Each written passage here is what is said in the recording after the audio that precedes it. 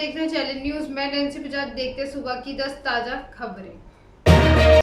जयपुर के सिने star cinema hall में भीषण आग। जयपुर के विद्याधर नगर में इस वक्त एक बड़ी खबर आ रही है। यहाँ सिने स्टार सिनेमा हॉल में आग लग गई है। आग लगने से घटनास्थल पर अफरा तफरी मच गई। जानकारी के मुताबिक आग बेसमेंट में लगी थी। हादसे की सूचना पुलिस और फायर ब्रिगेड को दी गई है। आनंद फानन में दमकल की गई गाड़ियां मौके पर पहुंची है। दमकलों ने आग बुझाने का प्रयास किया है। बताया जा रहा है कि बिल्डिंग में कुछ लोग फंसे हुए हैं। हाल की शुरुआती जानकारी के मुताबिक किसी के हताहत होने की खबर नहीं है। बता दें कि सिनेमा हॉल में आग लगने से हड़कंप मच गया है। इसकी सूचना दमकल विभाग को दी गई है। साथ में ही वहां से लोगों को निकालने का प्रयास किया गया। बताया जा रहा है कि रेस्क्यू के लिए सिविल डिफेंस और दमकल की कई गाड़ियां मौके पर पहुंच गई हैं। जहांगीरपुर में हिंसा, अवैध कमाई, बीएमडब्ल्यू गैंग में कौन कौन। दिल्ली के जहांगीरपुर हिंसा में मामले में पुलिस साजिश के एंगल पर जांच आगे बढ़ा रही है। घटना में मुख्य आरोपी मोहम्मद अंसार की पूरी कुंडली खंगाली जा रही है। पुलिस अब ये पता लगा रही है कि अंसार किन किन अवैध धंधों में संलिप्त था। जानकारी के मुताबिक अंसार सट्टा, अवैध शराब से लेकर ड्रग्स के धंधे में लिप्त था। जानकारी के मुताबिक अंसार सट्टा, अवैध शराब से लेकर ड्रग्स के धंधे से लिप्त था। पुलिस को टीम ये जानकारी कर रही है कि अंसार अवैध कमाई को कहां इन्वेस्ट करता था।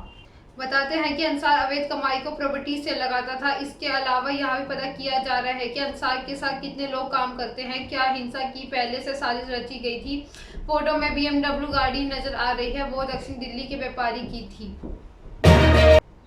गाजियाबाद बस में स्कूली छात्र की मौत। गाजियाबाद में स्कूली बस में सवार छात्र की मौत के मामले में यूपी सरकार ने कड़ी कार्रवाई की है।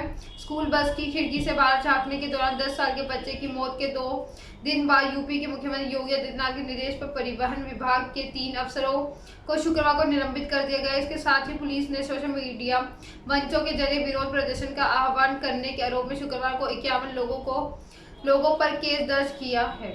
आरोप है कि इन लोगों ने मृतक के लिए न्याय के लिए एक विरोध प्रदर्शन करने का आह्वान किया था। यहाँ हिंसा भड़काने वाले कृत्य का इस संबंध में आईपीसी और आईटी कानून के तहत प्राथमिकी दर्ज की गई है। प्रयागराज में परिवार के 5 लोगों की हत्या। प्रयागराज में दिल दहला देने वाली वारदात हुई। यहाँ एक परिवार के 5 लोगों की नृशंस हत्या कर दी गई। मृतक में पति, पत्नी, उनकी बेटी, गर्भवती बहू और एक 2 साल की पोती है।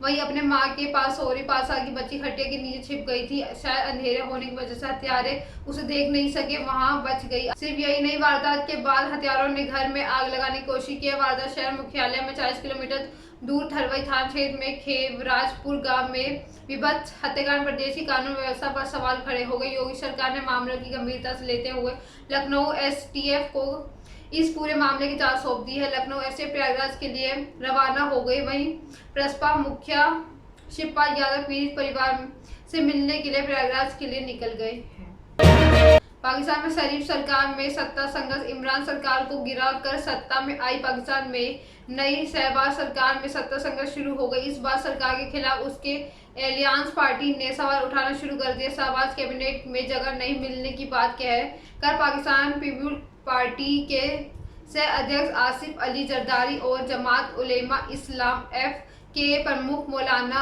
फजल उर रहमान के जल्द चुनाव में संकेत दिए। विपक्षी दलों ने गठबंधन पाकिस्तान डेमोक्रेटिक मूवमेंट में अहम भूमिका निभाने वाले मौलाना फजल ने कहा है कि मौजूदा शहबाज सरकार से ज्यादा 1 साल ही चल पाएगी।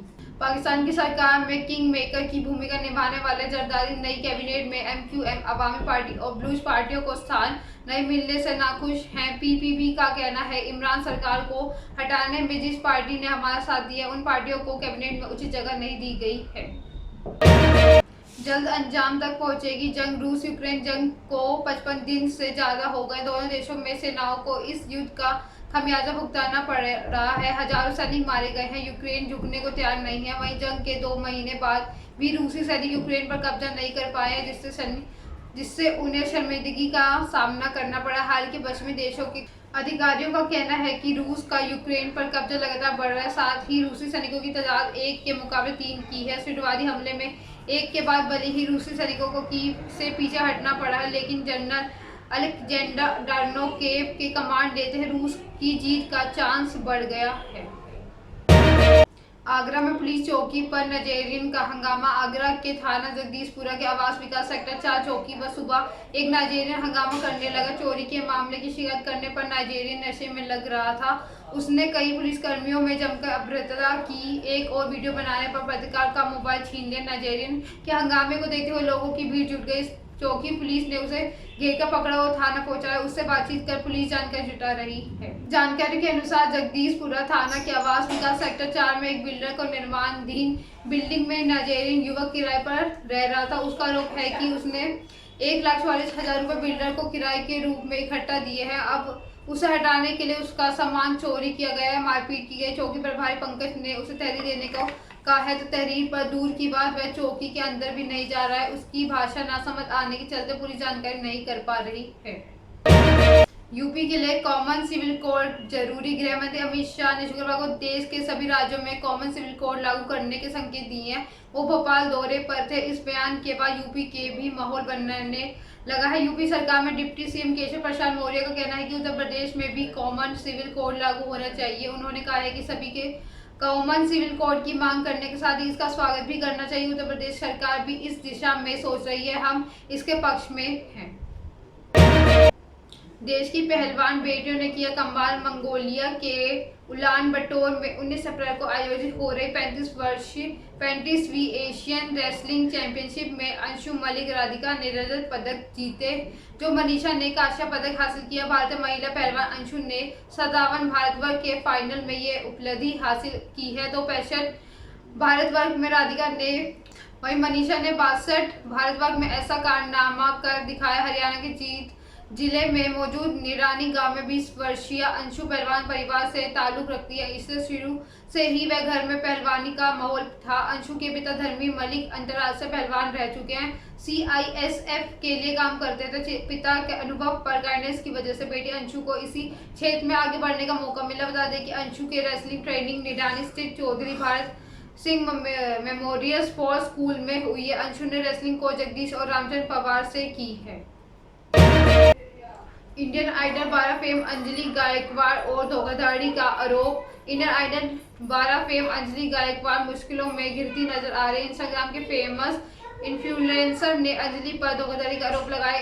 इन्फ्लुएंसर का कहना है कि अंजलि ने उनका इंस्टाग्राम अकाउंट हैक करने की कोशिश की है। वहीं दूसरी तरफ अंजलि का कहना है कि उनका खुद इंस्टाग्राम अकाउंट 2 अप्रैल को हैक हो चुका है। अंजलि ने मीडिया से बातचीत करते हुए कहा कि उनका इंस्टाग्राम अकाउंट 20 से 21 दिन पहले ही हैक हो चुका है। हैकर इसके बदले में उनसे 70,000 रुपए की मांग कर रहा है। अंजलि के मुताबिक इस केस के बारे में साइबर क्राइम शिकायत दर्ज की जा चुकी है, लेकिन अभी तक उनकी तरफ से कोई अपडेट सामने नहीं आई है। ये थी सुबह की 10 ताज़ा खबरें। ऐसे अपडेट्स के लिए बने रहे हमारे साथ। हमारे चैनल को लाइक करें, कमेंट करें एंड सब्सक्राइब करना ना भूलें। धन्यवाद।